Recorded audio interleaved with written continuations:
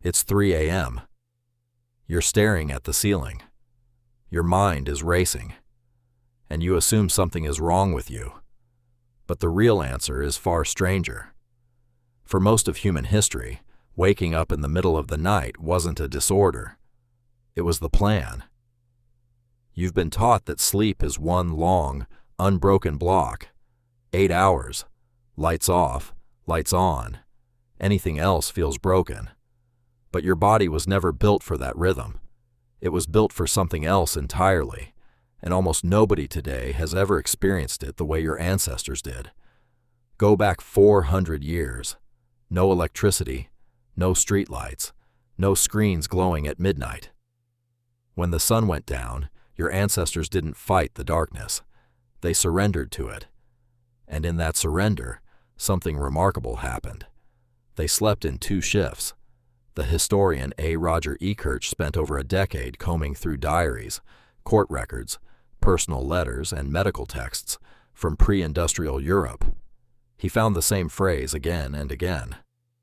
First sleep. Then, hours later, a waking period. Then, second sleep. People didn't call it insomnia. They called it Tuesday night. Think about that for a second. An entire continent, for centuries, treated a midnight waking period as completely normal. Not a symptom, not a failure, a feature woven into the architecture of ordinary life. So what happened in between the 2 sleeps? People got up. They stirred the fire. They talked quietly with a spouse. Some prayed. Some visited neighbors down the road, carrying a small lantern through the dark. Others simply lay in bed and thought, turning over the events of the day without anyone rushing them along. Ekirch's research suggests this waking window lasted roughly 1 to 2 hours, sitting right in the middle of the night like a hidden room nobody talks about anymore. Here's where it gets stranger. This wasn't just a European habit. Similar patterns of split, segmented rest appear in written accounts across pre-industrial cultures worldwide, from parts of Africa to South America. The pattern kept surfacing again and again in places with no contact with one another. Why would that be? Because it wasn't cultural. It was biological.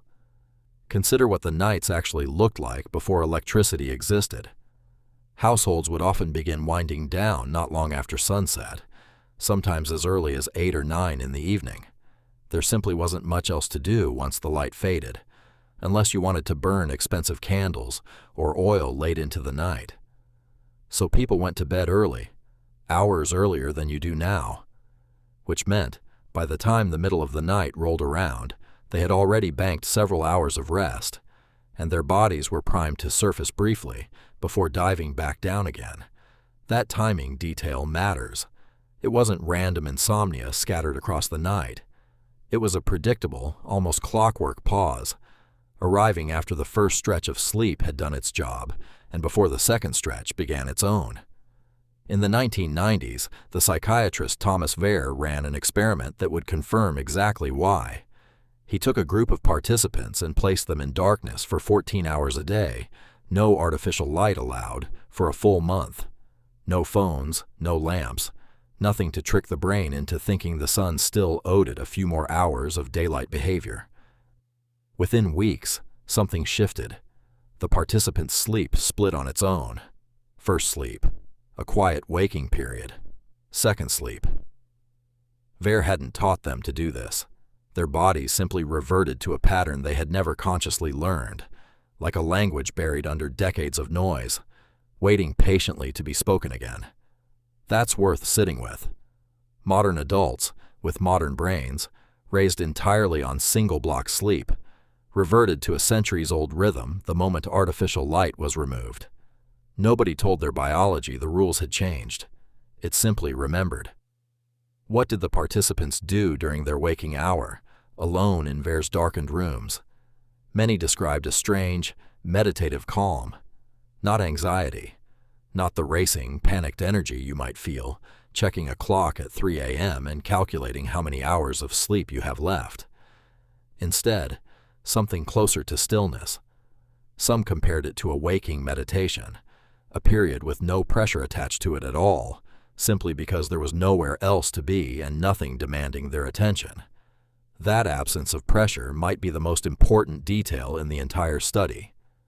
Your ancestors' midnight waking hour worked because nothing was riding on it.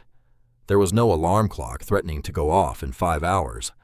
There was no glowing screen tempting them into scrolling, no notification demanding a response, no mental tally of lost sleep stacking up like a debt.